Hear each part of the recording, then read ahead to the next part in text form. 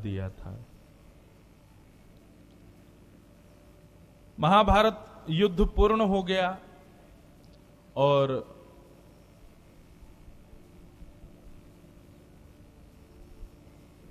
दुर्योधन ने बदला लेने के लिए गुरुपुत्र अश्वत्थामा को भेजा है, जाओ जाकर के पांडवों को मार दो। पर उसने द्रौपदी के 5 पुत्रों को मारा। वही रंदी हो रहा है, थोड़ी कम वॉल्यूम। द्रौपदी के 5 पुत्र मरे और वहां द्रौपदी की परीक्षा हुई और द्रौपदी के निर्णय और द्रौपदी के भाव स्वभाव और उसके भाव ने ठाकुर जी को मोह लिया। हमने कल एक बात कही थी बंधुओं, ये सूत्र है जीवन का। जब भी जीवन में प्रतिकूलता आती है, थोड़ा सा मुस्कुरा के ऊपर देखना, अच्छा तो मतलब मेरा टेस्ट शुरू हो गया, मेरी परीक्षा शुरू हो गई। और एक बात आपसे कहें बंधुओं, बाहर के लोगों से युद्ध नहीं होता, युद्ध सदैव अपनों से होता है। महाभारत कोई बाहर के लोग नहीं थे युद्ध करने वाले, अपने ही थे। बाहर के लोगों को रिझाने से भी हमको कोई फर्क नहीं पड़ता, वो गुस्सा हो जाए उससे भी हमको ज्यादा फर्क नहीं पड़ता। फर्क पड़ता किससे? अपनों से पड़ता। इसलिए सदैव हम अपनों को ही रिझाने, मनाने और उनकी सुख सुविधाओं में ही लगे रहते हैं। या तो मैं या फिर अपने, इन दो को ही खुश करने में लगे रहते हैं हम।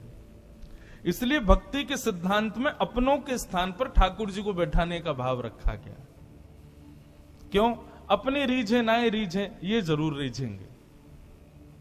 रूठे चाहे राजा वासे कछु ना काजा, एक तू ही महाराजा और कौन पास जाएंगे।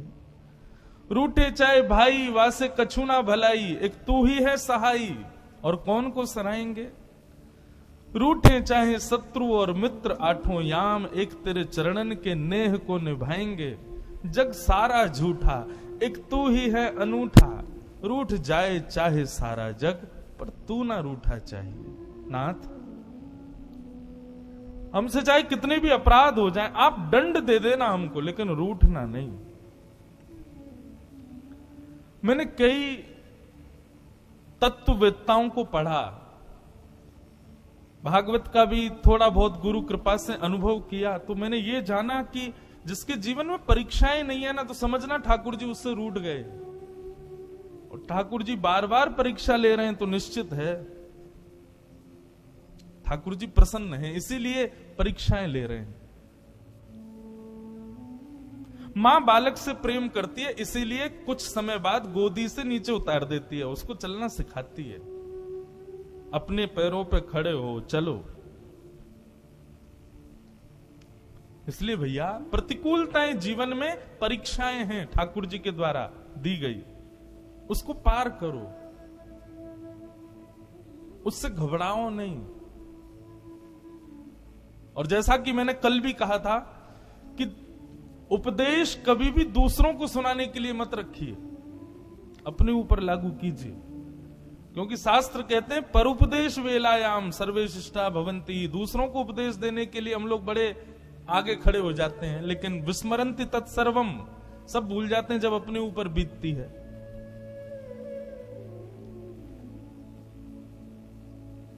उसके बाद हमने सुना कि भगवान ने द्रौपदी को अपना नाम दिया। तत्पश्चात अर्जुन की भी परीक्षा हुई, अर्जुन भी उसमें सफल हुए। भगवान द्वारिका को प्रस्थान करने लगे, तब अश्वत्थामा ने उत्तरा के गर्भस्थ शिशु को मारने का प्रयास किया और भगवान ने अंगुष्ठ मात्र रूप धारण करके उत्तरा के बालक की रक्षा की। कल यहां तक प्रसंग पहुंचा था। बंधुओं देखो, कथा तो अपनी गति से चलेगी। उन कथाओं से हम क्या सीख रहे हैं, हमारे भाव में क्या आ रहा है, ये आपको खोजते रहना है।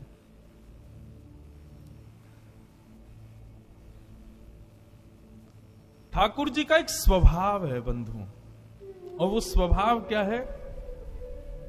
दूसरों को क्रेडिट्स देना। श्रेष्ठ से श्रेष्ठ क्रिया करने के बाद भी दूसरों को उसका श्रेय देना। मानव बिल्कुल उल्टा है, कुछ भी करने के बाद श्रेय सदैव अपना चाहता है। पर ठाकुर जी कितने श्रेष्ठ, देखो क्या हुआ, भगवान ने उत्तरा के गर्भ में प्रवेश करके उसकी रक्षा की, बालक की। एक रूप से ठाकुर जी बाहर ही खड़े थे। थोड़ी देर बाद ठाकुर जी बोले, उत्तरा अब कैसा लग रहा है तुमको? उत्तरा ने आकाश में देखा तो ब्रह्मास्त्र नष्ट हो चुका था।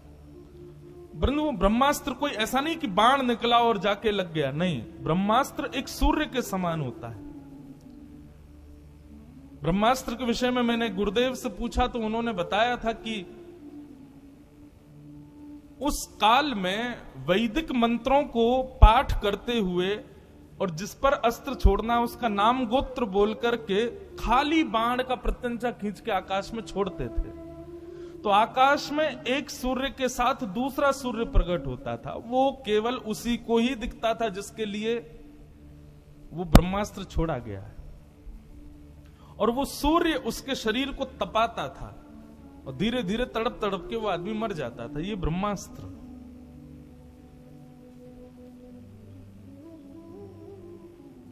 उत्तरा ने जब आकाश में देखा तो ब्रह्मास्त्र था नहीं। उत्तरा बोली, भगवान बड़ी कृपा आपकी, ब्रह्मास्त्र नष्ट हो गया, मेरा बालक बच गया, मैं बच गई। तो ठाकुर जी तुरंत क्या बोले, अरे ये उत्तरा के भजन का प्रताप है, ये उत्तरा के पातिव्रत धर्म का प्रताप है। उत्तरा ये तेरी निष्ठा का प्रताप है। देख, तेरी निष्ठा ने, तेरी भक्ति ने, तेरे पातिव्रत धर्म ने ब्रह्मास्त्र को नष्ट कर दिया। वहां जितने लोग खड़े थे सब उत्तरा की प्रशंसा करने लगे।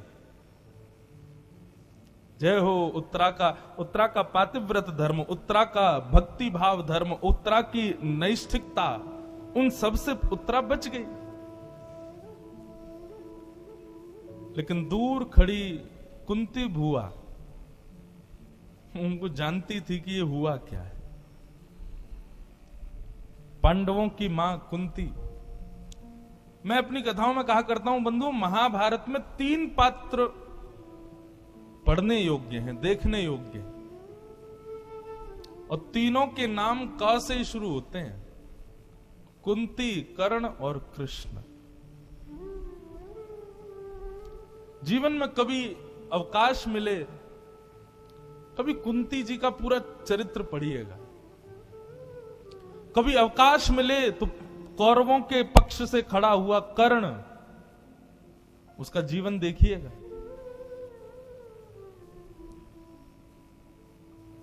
और श्री कृष्ण को तो आप सुन ही रहे हैं। कुंती जान गई कि क्या हुआ था।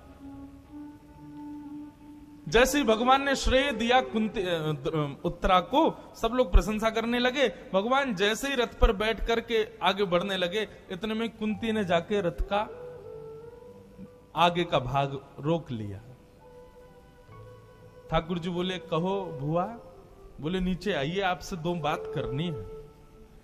भगवान जैसे ही आए तो कुंती ने ठाकुर जी से प्रार्थना करते हुए कहा, धन्य हैं आप।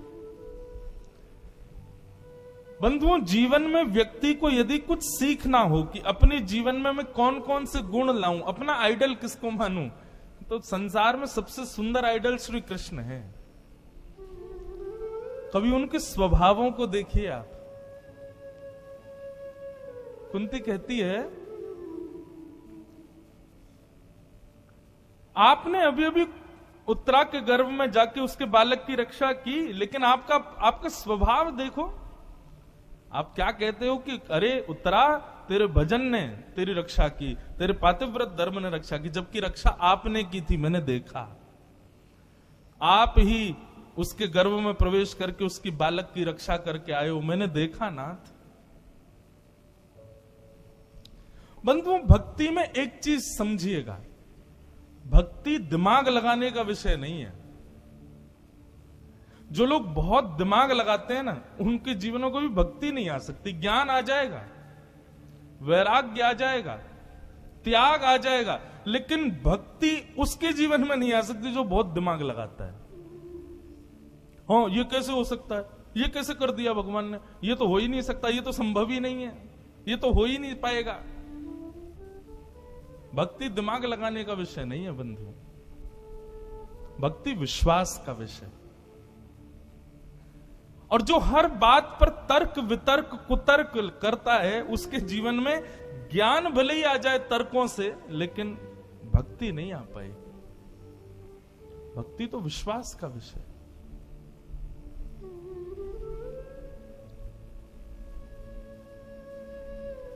इसलिए भक्ति सबके जीवन में नहीं आ पाती। मैं जब अपने गुरुदेव से पढ़ता था ना, प्राण खा जाता था उनके, इतने प्रश्न करता था। ऐसा कैसे हो गया, जे कैसे कर दिया, भगवान ऐसा कैसे, अरे था गुरुजी इसमें तो कोई लॉजिक ही नहीं है। और जब तक मैं ऐसे कुतर्कों में रहा ना, तब तक मुझे कथा कभी कंठस्थ हुई नहीं। अब आज भी नहीं है कंठस्थ तो, लेकिन जिस दिन से विश्वास हुआ ना ठाकुर जी की लीला पर, उस दिन से अपने आप वाचन का भाव आ गया।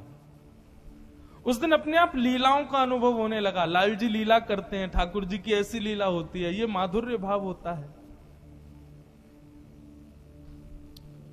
तर्क वितर्क कुतर्क भक्ति में बाधा है। भक्ति में विश्वास ही आपको आगे ले जा सकता है।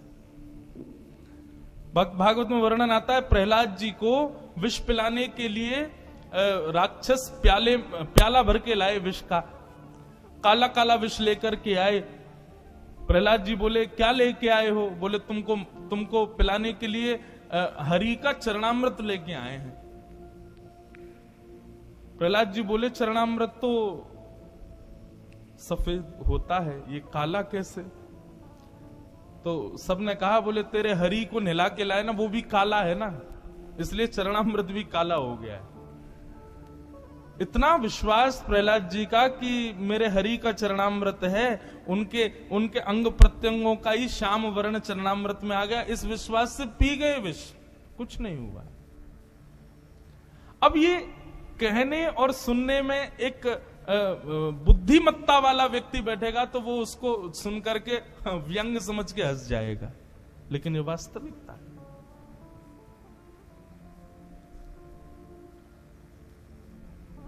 परम भागवत श्री हरिराम व्यास जी, भारत के सबसे बड़े विद्वानों में उनका नाम था, श्री हरिराम व्यास।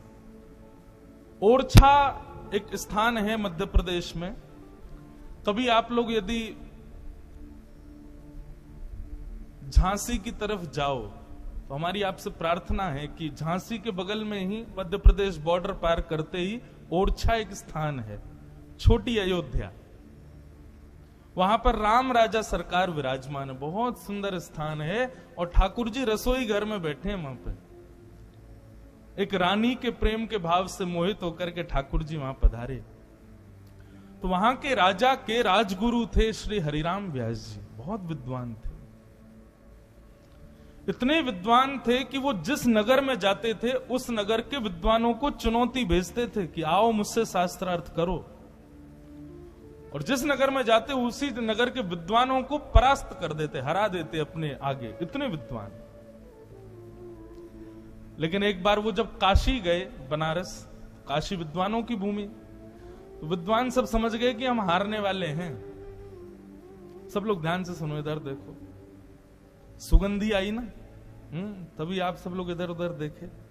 देखो एक बात बताएं, कथा के बीच में कुछ भी हो, आपका मन यदि उसकी तरफ गया तो समझो मन लगा नहीं है अभी।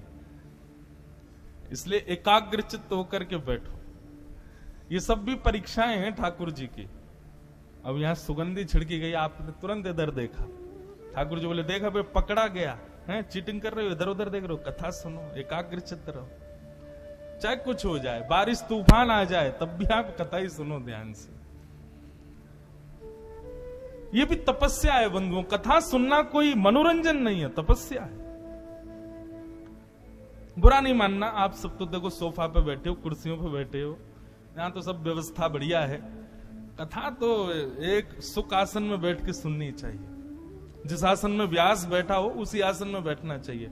लेकिन अगर आप एक दो घंटा हमारे आसन में बैठ गए तो फिर उठने लायक बचोगे नहीं।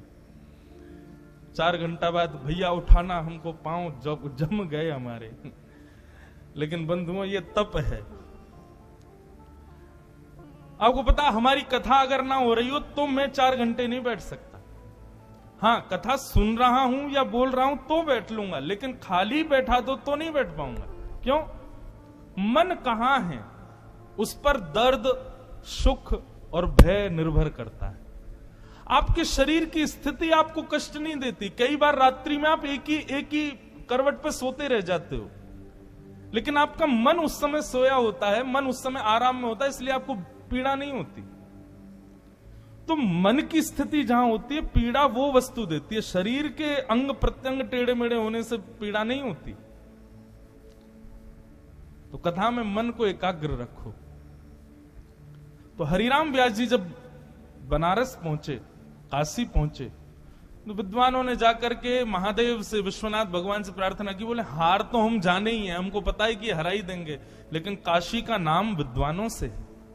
यदि विद्वान हार गए तो हे भोलेनाथ, आपकी काशी नगरी की बड़ी निंदा होगी। विद्वानों ने प्रार्थना की और अर्धरात्रि में भोले बाबा ही एक ब्राह्मण का रूप धारण करके हरिराम व्यास के पास गए। हरिराम व्यास जी से कहा कि मैं आपसे शास्त्रार्थ करने नहीं आया, अपना एक संशय पूछने आया हूं, एक प्रश्न पूछने आया हूं। हरिराम व्यास जी बोले क्या प्रश्न है? बोले ये बताओ, विवेक किसे कहते हैं? हरिराम व्यास जी बोले ये कोई पूछने वाली बात है? विवेक मतलब सद असत का ज्ञान, सही गलत की पहचान, वो विवेक। तो महाराज मैं ये पूछना चाहता हूं, क्या आपको विवेक हो गया? हरिराम व्यास जी बोले मतलब? नहीं, आप विद्वान किस लिए बने? केवल दूसरों को हराने के लिए? क्या यही आपकी विद्वत्ता है? आपने अपनी विद्या से और कुछ नहीं किया, केवल हमने आज तक यही सुना है कि आप विद्वानों को हराते हो। क्या इसीलिए आप विद्वान हुए हो? कोई बलवान केवल इसीलिए होता है कि दुर्बलों को मारता रहे? कोई रूपवान इसलिए होता है कि कोई कुरूपी है तो उसकी अवहेलना करे? कोई विद्वान है तो क्या इसलिए कि दूसरे जो छोटे हैं उनको हराता रहे? इसके लिए विद्वान हुए आप? हरिराम व्यास जी मौन हो गए। पूछा कौन हो तुम, असली रूप में आओ। तुरंत महाराज ध्याये नित्यम महेशम रजत गिरिनिभम चारु चंद्रावतंसम रत्ना कल्पोज्वलांगम पयश मृगवरा भीति हस्तम प्रसन्नम पद्मासीनम समन्तास्तुतमर्गणै व्याधिकृत्यम वसानम विश्वाद्यम विश्ववंदम अखिल भयहरम पंचवक्रम त्रिनेत्रम। महादेव प्रकट हो गए। महादेव ने कहा हरिराम व्यास, तुम विद्वान इसलिए नहीं हुए हो कि तुम दूसरों को हराओ, अपनी विद्वत्ता से भक्ति का प्रचार करो, अपनी विद्वत्ता से अज्ञानियों को ज्ञान दो, जो भटके हुए लोग हैं उनको संभालो, इसलिए तुम विद्वान बने हो। जाओ वृंदावन और वृंदावन रस का बखान करो। और वही हरिराम व्यास वृंदावन पधारे। कहते हैं हरिराम व्यास जी जब वृंदावन आए ना तो 5 बैलगाड़ियों में पोथियां भर के लाए थे, इतना पढ़ते थे। वृंदावन आते ही पूछा कि मुझे यहां कौन बताएगा कि भक्ति में मुझे कौन प्रवेश कराएगा? तो किसी ने उनको बता दिया कि आप राधा वल्लभ जी के मंदिर चले जाओ, वहां पर सेवा निमग्न होंगे श्री हित हरिवंश महाप्रभु, उनसे जाकर के आप भेंट करो। हरिराम व्यास जी पहुंच गए, जाकर के सेवकों से राधा वल्लभ जी का दर्शन कर लिया, सेवकों से कहा कि हित हरिवंश महाप्रभु से मुझको भेंट करवाओ। महाप्रभु जी रसोई घर में कोई सामग्री बना रहे थे। किसी ने जाकर के कहा कि महाराज ओरछा से हरिराम व्यास जी आए हैं, नाम तो उनका था ही विद्वानों में, और वे बड़े आतुर हैं, वे कह रहे हैं मुझे अभी इसी वक्त मिलना है उनसे। वो आप व्यस्त हैं इस बात से सहमत नहीं हो रहे हैं। हरिराम व्यास हित हरिवंश महाप्रभु बोले बुला के लाओ। जैसे ही आए रसोई घर में ही बैठ गए हरिराम व्यास जी। हरिराम व्यास जी ने जैसे ही महाप्रभु जी को देखा, आधे संशय तो देखते ही दूर हो गए। बंधु एक बात कहें, गुरुजनों के, संत जनों के, वैष्णव जनों के कई बार ना उपस्थिति मात्र से हमारे संशय दूर हो जाते हैं। कई बार ऐसा मैंने अनुभव किया। उनका आगमन मात्र ही हमारे संशयों को दूर कर देता है। लेकिन फिर कई बार हमारा संशय तो दूर हो गया, लेकिन औरों का तो है ना, इसलिए हम प्रश्न करते हैं ताकि औरों का संशय भी दूर हो। तो हरिराम व्यास जी बैठ गए। महाप्रभु जी कुछ बना रहे थे, तो महाप्रभु जी बोले, आप प्रसाद पा लेते, भोग आदि लगाने के बाद मैं आपके पास आ जाता। हरिराम व्यास जी बोले, नहीं, आप अभी मेरे कुछ संशयों का निदान करो, मैं बहुत दूर से चल करके आया हूं। इतने में ही महाप्रभु जी जो सामग्री बना रहे थे ना, उस सामग्री के पात्र को नीचे रख दिया, चूल्हा ठंडा कर दिया, बैठ गए। हरिराम व्यास जी बोले, ये तो अपराध हो गया, आप प्रसाद बनाते रहिए ना, बनाते बनाते बात कर लीजिए। महाप्रभु जी बोले, ये संभव नहीं है। हरिराम व्यास जी बोले, क्यों? आप हाथ से दाल बनाओ और मुख से मेरे संशयों का उत्तर दे दीजिए। मेरे संशय का उत्तर देना अलग क्रिया है, दाल बनाना अलग क्रिया है, ये दोनों आप एक साथ कर सकते हैं, फिर क्यों नहीं कर रहे हैं?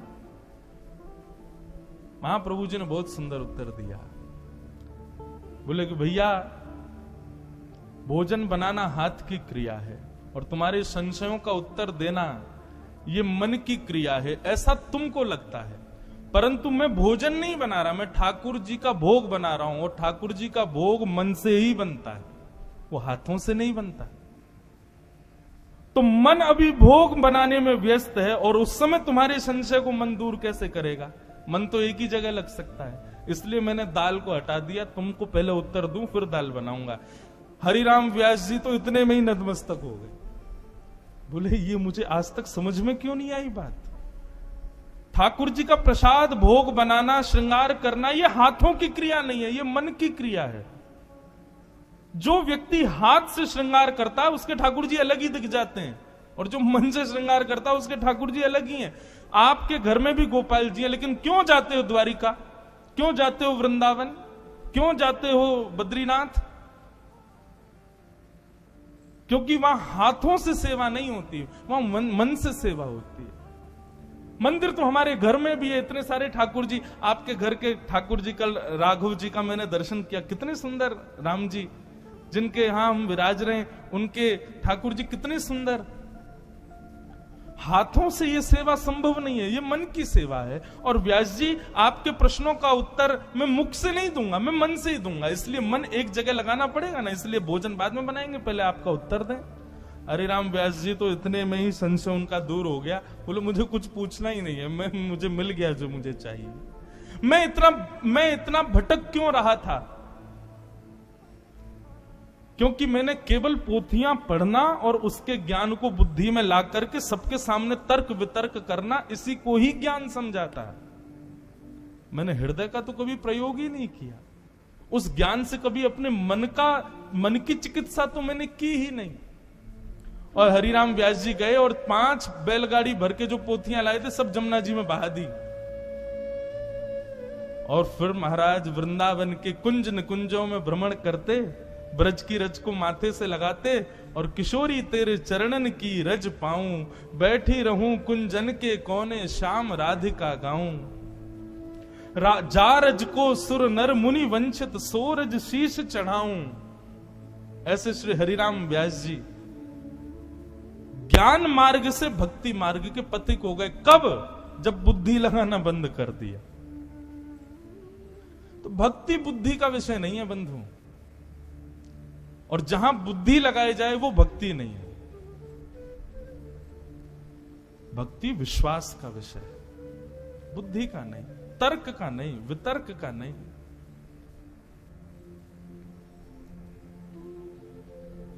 मीराबाई का चरित्र अभी आप सुनिएगा।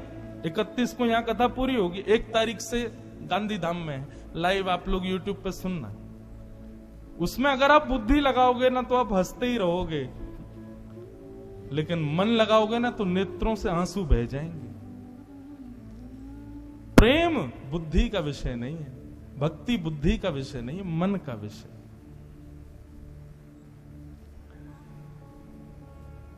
कुंती बुद्धि लगाई नहीं रही है, उसने तो हृदय से प्रेम रखा है ना ठाकुर जी के प्रति। समझ गई कि ये उत्तरा का भजन बल नहीं है कि उसके बालक की रक्षा हुई, ठाकुर जी ने रक्षा की। और कुंती ने कहा रथ से नीचे उतर के आइए, मुझे आपसे 2 बातें करनी है। भगवान बोले बुआ बोलो क्या कहना है। तब कुंती ने भगवान की स्तुति गाई। श्रीमद् भागवत की सबसे पहली स्तुति है कुंती स्तुति। कुंती क्या कहती? नमस्ये पुरुषपाद्यम ईश्वरम प्रकृते परम अलक्ष्यम सर्वभूतानां अंतर्बहिर्वस्थितम् माया जवनिकाच्छन्नः आज्ञादोक्षजमव्ययम् न लक्ष्यसे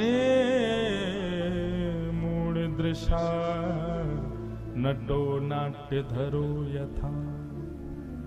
कुंती ने भगवान की स्तुति गाई। बंधुओं बहुत ध्यान से सुनना। कुंती की स्तुति की एक विशेषता है, कुंती ने एक ही शब्द से स्तुति का प्रारंभ किया और कुंती की स्तुति विराम भी उसी शब्द पे ही होती है। और वो शब्द क्या है? नमस्ते, नमस्कार। तो कुंती मानो एक संकेत कर रही है मुझे और आप सबको कि भक्त भगवान को केवल एक वस्तु दे सकता है, और वो क्या है? दोनों हाथ जोड़ करके नमस्कार। बस आप इसके अतिरिक्त जो कुछ भी ठाकुर जी के लिए करते हो वो सब ठाकुर जी ने ही आपको दिया हुआ है, आपकी सामर्थ्य नहीं है वो देने की। नमस्कार का मतलब क्या होता है? न मन न मन। अब ये मन मेरा नहीं है, नाथ ये आपका है। अब आप जो चाहें इस मन में प्रकट कीजिए और मुझसे करवाइए। ये है नमन, नमस्कार। हम दोनों हाथ जोड़ते हैं, सिर झुकाते हैं, दीन बन जाते हैं और दीन बन के अपना मन ठाकुर जी को देते हैं। यही हम दे सकते हैं। इसके अलावा कोई सोने का छत्र चढ़ाए, कोई मंदिर में ध्वजा चढ़ाए, कोई ठाकुर जी के द्वार पर चांदी चढ़वा दे, ये सब आपकी सामर्थ्य थी क्या? लक्ष्मी पत्नी है उनकी। ठाकुर जी कह देते हैं जाओ लक्ष्मी इसको इतनी सामर्थ्य दो कि यही हमारा मुकुट चढ़वाए और फिर अभिमान में ही रहे हमेशा कि मैंने ठाकुर जी को मुकुट चढ़ाया। आप कुछ नहीं दे सकते ठाकुर जी को, केवल एक वस्तु, नमस्कार, नमन। कुंती ने भगवान से कहा। अब जैसे ही कुंती ने नमन किया तो ठाकुर जी बोले बुआ उल्टी गंगा बहा रही हो? भतीजे को नमन नहीं करते, भतीजे से नमन करवाते हैं। कुंती बोली नाटक बस करो। अब आप भतीजे हो, मैं जानती हूं, आप मेरे संबंधी हो, आप मेरे प्रिय हो, मुझे पता है, लेकिन मैं यह भी जानती हूं कि आप साक्षात परमात्मा हो। भगवान बोले अच्छा मैं भगवान हूं? बोले हां। तब भगवान ही अपनी सत्ता का प्रश्न कर रहे हैं कुंती से। अच्छा बुआ यदि मैं भगवान हूं तो भगवान तो सब जगह रहता है, तो मेरे हस्तिनापुर से द्वारिका जाने में आप लोग इतना विलाप क्यों कर रहे हो? मैं तो सब जगह हूं। यदि भगवान हूं तो आप लोगों को पीड़ा क्यों हो रही है मेरे द्वारिका जाने में? मैं सब जगह हूं तो दिखता क्यों नहीं हूं? मेरी सत्ता हस्तिनापुर में है, कल से द्वारिका में होगी, ऐसा संभव कैसे हो सकता है? भगवान तो सब जगह होता है। देखो भगवान ही प्रश्न कर रहे हैं। तब कुंती कितना सुंदर उत्तर देती है भगवान को कि माया जवनिका छन्न आज्ञा दोक्षजम व्ययम न लक्ष्य से मूढ़ दृशा नटो नाट्य धरो यथा। ठाकुर जी यदि सब जगह हैं तो दिखते क्यों नहीं? स्वामी विवेकानंद से किसी ने पूछा भगवान सब जगह तो फिर मंदिर क्यों बनाते हो? तो स्वामी विवेकानंद ने बड़ा अच्छा उत्तर दिया, हवा सब जगह, पंखा क्यों चलाते हो? ठाकुर जी हैं सब जगह, लेकिन फिर भी उनकी उपस्थिति को अनुभव करने के लिए हम मंदिर बनाते हैं और उसमें जाते हैं। हवा सब जगह, फिर भी पंखे लगे, एसी लगे सब जगह। और जब पंखे एसी नहीं थे तब हाथ के बीज ना थे, तब भी लोगों को एक जरूरत तो थी हवा के लिए। लेकिन यहां जो प्रश्न किया और उसका जो कुंती ने उत्तर दिया वो अद्भुत है। कुंती कहती है, बोले नाथ, ये संसार एक नाटक है। और कौन सा नाटक? बोले कठपुतली के नृत्य का नाटक। बोले कभी व्यक्ति यदि कठपुतली का नृत्य देखने जाता है ना, तो एक पर्दा लगा होता है, पर्दे के आगे कठपुतली नाच रही होती है, गा रही होती है, विवाह कर रही होती है, अपने बच्चों को खिला रही होती है, सब काम कर रही होती है। देखने वाला थोड़ी देर में ऐसा अनुभव करने लगता है कि यह भी एक किसी का जीवन मेरे सामने चल रहा है। लेकिन वास्तविकता क्या है? वो पर्दा भी नकली है, वो कठपुतली भी नकली है। उस कठपुतली के हाथों में धागे बंधे हैं, उसके मुख पर, पैरों पर, सब जगह धागे बंधे हैं, और वो धागा उस पर्दे के पीछे बैठा एक आदमी अपनी उंगलियों में बांध करके चला रहा है, और वो कठपुतली नाच रही है। बढ़िया सुंदर कठपुतली का नृत्य चल रहा है, उसका जीवन आपको दिखाया जा रहा है। लेकिन इतने में ही कोई आकर के यदि बीच का पर्दा हटा दे जो कठपुतली के पीछे और उस आदमी के आगे है, तो क्या होगा? सारा भेद खुल जाएगा। अरे ये पीछे बैठा कोई आदमी उंगली चला रहा था, उससे नाच रही है।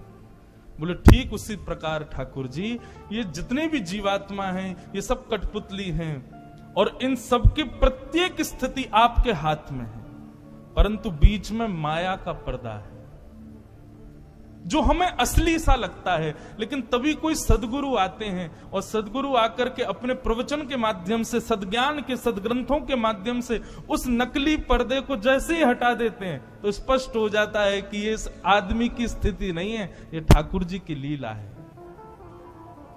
नाथ, आप हमें इसलिए नहीं दिख रहे हो क्योंकि माया हमको वास्तविक लग रही है। बंधुओं, ये बहुत विचार का विषय है। क्या बोलते हैं माया? माया को अंग्रेजी में क्या बोलते हैं? मैटेरियलिस्टिक, ऐसे मैटेरियलिस्टिक बोलते हैं ना वर्ल्ड। वो हमको असली लगता है, ये सब कुछ हमको असली असली सा लगता है। जिस दिन ठाकुर जी की कृपा हो जाएगी और अत्यंत ज्ञान हृदय में, प्रेम युक्त ज्ञान व्यवस्थित हो जाएगा, रहोगे तो सबके बीच में, लेकिन सबकी बातें, सब स्थितियां आपके सामने स्पष्ट होंगी कि ये ठाकुर जी ही कर रहे हैं, ये इसकी गति नहीं है, ये उसकी गति नहीं है, सब ठाकुर जी की कृपा है, ठाकुर जी की लीला है। नाथ, आप हो तो सब जगह, पर माया वास्तविक लगती है, इसलिए आप दिखते नहीं हो। किसी गुरु के वचन सुनकर के जब माया छिन्न भिन्न होती है, तब आपका दर्शन होता है, तब आपका साक्षात्कार होता है।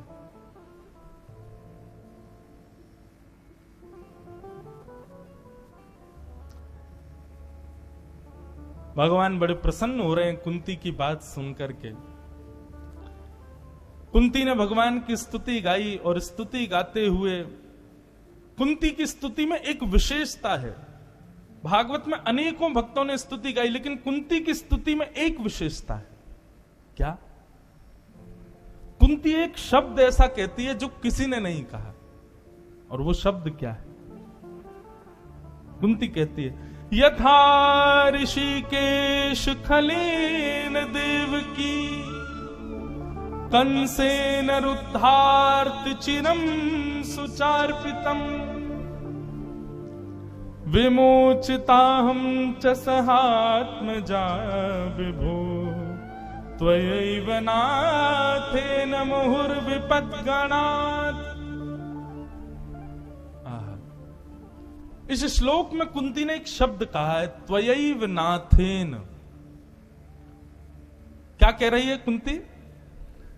बोले संसार के लोग सबको अपना मानते हैं और सबके साथ ठाकुर जी को अपना मानते हैं, लेकिन प्रेम गली अति सांकरी तामे दो ना समाये। लेकिन हमने तो 20-25 बैठा रखे हैं, प्रेम गली में न जाने कौन कौन बैठा है। कभी कभी ब्रज की गोपियों की बात सुनता हूं, ब्रज की गोपियां उद्धव जी से कहती हैं, हे उद्धव, मन ना रहे 10-20, एक हतो सो गयो श्याम संग। लेकिन आजकल बड़ा विचित्र हो गया है मन। इस मन में एक नहीं है, न जाने कितने बैठे हैं।